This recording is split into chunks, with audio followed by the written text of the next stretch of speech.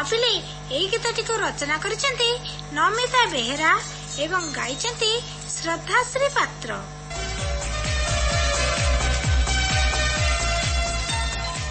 हे बाहुड़ा ब्रह्म, तुम बाहुड़ा दिन रे मोर बाहुड़ी जीवाकू मन।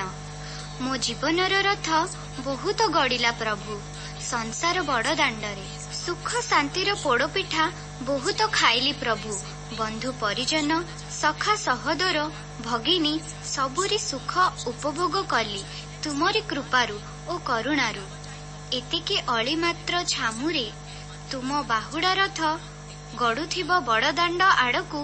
आउ मो बाहुड़ा रथ टणा हेउथुब बड़ दांड दे स्वर्ग द्वार को। प्रभु एतिके गुहारी हेउ। धंडमाला पंडा हातरे दे मो जणाउछि जगन्नाथ।